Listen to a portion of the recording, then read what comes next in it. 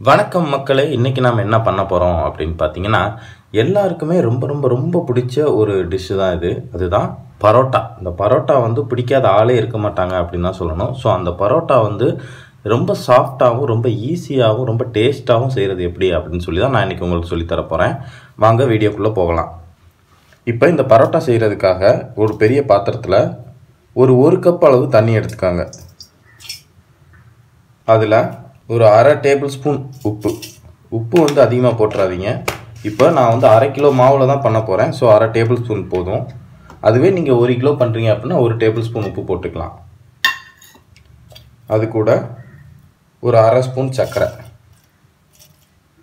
சர்க்கரை எதுக்காக போடுறோன்னா, நம்ம அந்த பரோட்டா வேகிறப்ப மேலே அந்த ப்ரௌன் கலரில் வரும் தெரியுமா, அந்த மாதிரி அழகாக அந்த கலராக வரும். அதே மாதிரி அந்த பரோட்டாவும் டேஸ்ட்டாகவும் இருக்கும், சாஃப்டாகவும் இருக்கும். அதுக்காக தான்.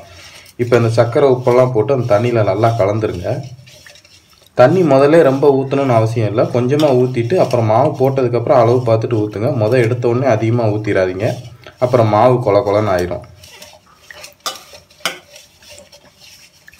இந்த மாதிரி உப்பு சர்க்கரை எல்லாத்தையும் நல்லா கலந்துட்டு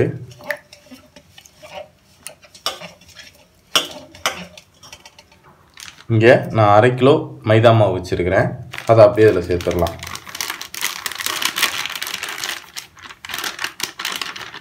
அரை கிலோ மாவு சேர்த்துட்டு இது நல்லா அப்படியே நம்ம பிணைஞ்சு எடுத்துக்கலாம்.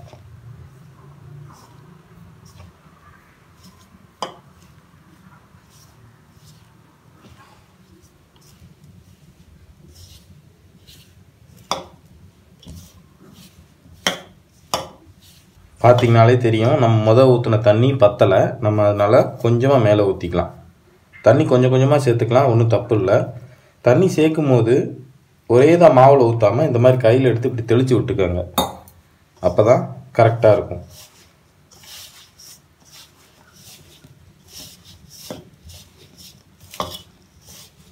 இப்போ இந்த மாவு நல்லா பிணைஞ்சாச்சு. இது கொஞ்சம் லைட்டாக கையில் ஒட்டுற மாதிரி ஸ்டிக்கியாக தான் இருக்கும். இப்போ இதை என்ன பண்ணலாம், இப்போ இந்த பாத்திரத்துலேருந்து எடுத்து கீழே வச்சுட்டு இந்த மாவை வந்து நல்லா இந்த மாதிரி உங்களோட அந்த கையோட அந்த பார்ட் இருக்கு இல்லையா, அதை வச்சு நல்லா அப்படியே இந்த மாதிரி பிணையணும்.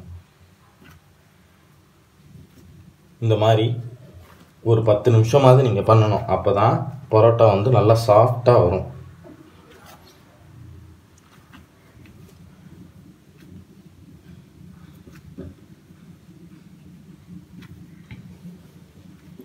மாவு கொஞ்சம் ஒட்டுற மாதிரி தான் இருக்கும், ஆனால் நம்ம அது பிணைய சரியாயிடும்.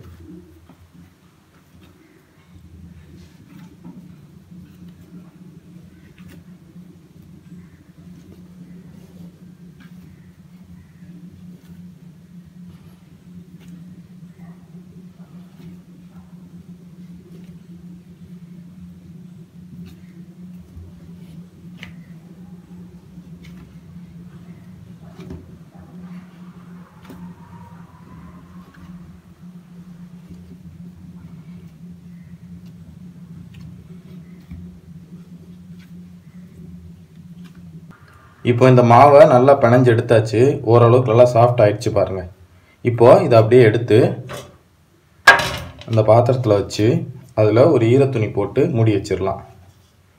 இது ஒரு 20 நிமிஷம் அப்படியே ரெஸ்ட்டாக இருக்கட்டும். நல்லா ஊறணும். அப்படியே ஊறி அந்த மாவு நல்லா செட் ஆகி அப்படியே சாஃப்ட் ஆகிடும். ஒரு 20 நிமிஷத்துக்கு இதை டிஸ்டர்ப் பண்ணாமல் இதை அப்படியே உரமாக வச்சிடலாம். இப்போ இந்த மாவு 20 நிமிஷம் நல்லா ஊறிடுச்சு. இப்போ நம்ம இதை எடுத்து உருண்டை போட்டுடலாம்.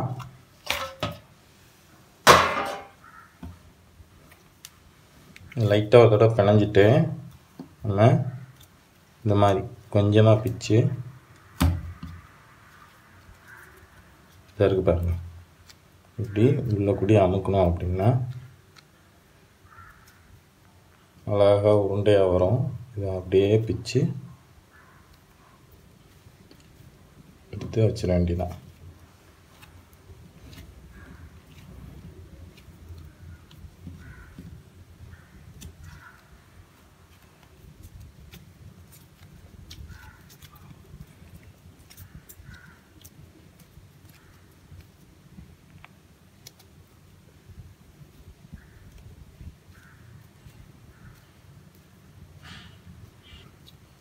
இந்த மாதிரி இருக்கிற எல்லா மாவையும் நம்ம உருண்டை போட்டு வச்சிடலாம்.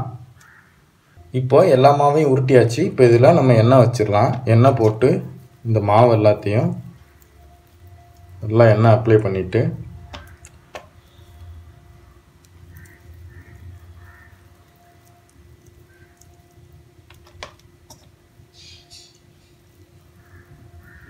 நல்லா எண்ணெய் தாராளமாக அப்ளை பண்ணுங்கள். அப்போ தான் மாவு பரோட்டா எல்லாம் சாஃப்டாக வரும்.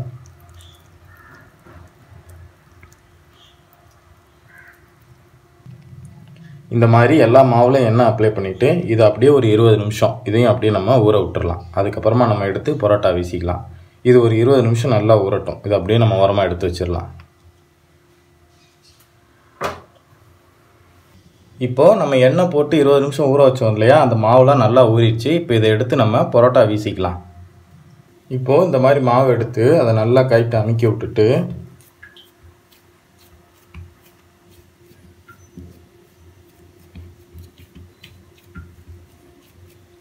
சப்பாத்தி கட்டை வச்சு உங்களால் எவ்வளோ நீளமாக தேய்க்க முடியுமோ அவ்வளோ நீளமாக தேய்ச்சிருங்க.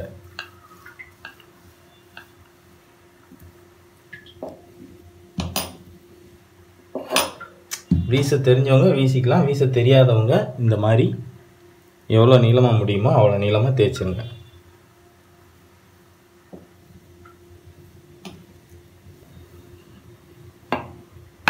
இந்த மாதிரி நல்லா நீளமாக தேய்ச்சிட்டு அப்படியே பொறுமையாக எடுத்திங்கன்னா வந்துடும் மாவு. இப்படி வருது இல்லையா, இதை அப்படியே எடுத்து இந்த கைட்டை பிடிச்சி அப்படியே ஒரு சுற்றி வச்சு மேலே கொஞ்சமாக எண்ணெய் வச்சுருங்க. எண்ணெய் வச்சுட்டு இதை அப்படியே ஓரமாக எடுத்து வச்சுருங்க. இது மாதிரி நம்மகிட்ட இருக்கிற எல்லா மாவையும் நம்ம தேய்ச்சி எடுத்துடலாம். இப்போது நம்ம சுற்றி வச்சுருந்த மாவு எல்லாத்தையும் எடுத்து அதில் கொஞ்சமாக எண்ணெய் போட்டு லைட்டாக ஒரு கை அளவுக்கு தேய்ச்சிக்கலாம். இந்த மாதிரி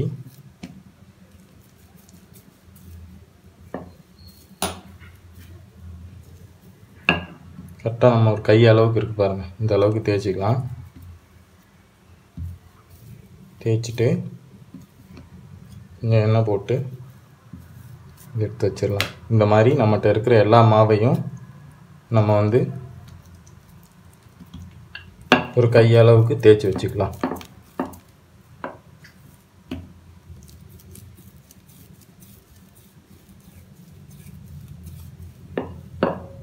தேய்ச்சாச்சு. இப்போ இதில் எண்ணெயை போட்டு அப்படி ஓரமாக எடுத்து வச்சிடலாம். இப்போது அடுப்பு பற்ற வச்சு அதில் ஒரு தோசைக்கல் நல்லா சூடாக வச்சுருக்கிறேன். நல்லா சூடாகிடுச்சு. இப்போ இதில் கொஞ்சமாக தண்ணி தெளிச்சுட்டு தொடச்சிட்டு அடுப்பு நல்லா ஃபுல் ஃப்ளேமில் வச்சுக்கோங்க. வச்சுட்டு இப்போது நம்ம தேய்ச்சி வச்சுருந்த அந்த பரோட்டாவை எடுத்து அப்படியே போட்டுடலாம். போட்டு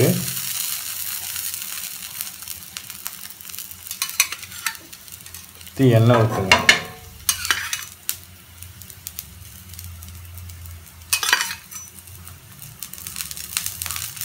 எண்ணெய் ஊற்றி உடனே திருப்பி போடுங்க. அடுப்பு நல்லா ஃபுல் ஃப்ளேமில் இருக்கணும். அப்போ தான் பரோட்டா நல்லா வேகும். இந்த மாதிரி திருப்பி போட்டிங்கன்னா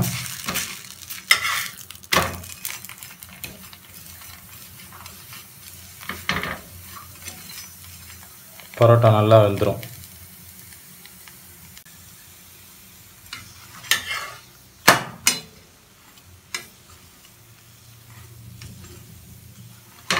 இந்த மாதிரி பரோட்டா நல்லா வந்துருச்சு பாருங்கள். அப்படியே அந்த ப்ரௌன் கலர் வந்துருச்சு பாருங்கள்.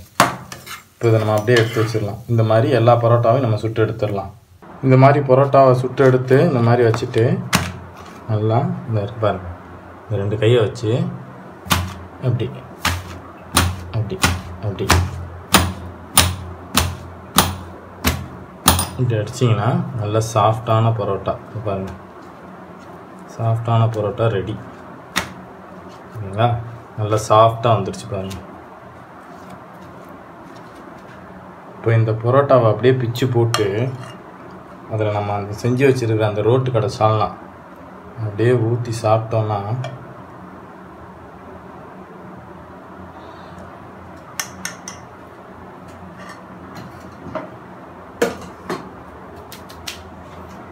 அப்படியே பிச்சு இங்கே சால்னாவை முக்கி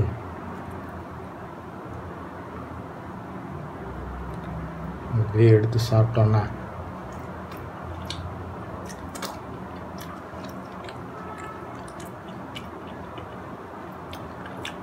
டேஸ்ட் வேறு லெவலில் இருக்கும். அவ்வளோதாங்க. சுவையான பரோட்டா எப்படி செய்கிறது அப்படின்னு சொல்லி உங்களுக்கு நான் இப்போ செஞ்சு காமிச்சிருக்கேன். நீங்களும் உங்கள் வீட்டில் செஞ்சு பாருங்கள். செஞ்சு பார்த்துட்டு இது எப்படி இருந்துச்சு அப்படின்னு சொல்லி மறக்காமல் கமெண்ட்டில் சொல்லுங்கள். அண்ட் இந்த சால்னா எப்படி செய்கிறது அப்படின்னு கேட்டிங்கன்னா இந்த வீடியோவும் உங்களுக்கு அடுத்து வந்துக்கிட்டே இருக்குது. இதையும் நீங்கள் மிஸ் பண்ணாமல் பாருங்கள். இந்த 2 காம்பினேஷனும் சும்மா அப்படியே அல்ட்டியாக இருக்கும். ஸோ நீங்கள் இது ரெண்டையுமே உங்கள் வீட்டில் செஞ்சு பார்த்துட்டு இது எப்படி இருந்துச்சு அப்படின்னு சொல்லி மறக்காமல் கமெண்ட்டில் சொல்லுங்கள். அண்ட் இந்த வீடியோ உங்களுக்கு பிடிச்சிருந்ததுன்னா லைக் பண்ணுங்கள், ஷேர் பண்ணுங்கள், அண்ட் மறக்காமல் நம்ம சேனலை சப்ஸ்கிரைப் பண்ணிடுங்க. தேங்க்யூ.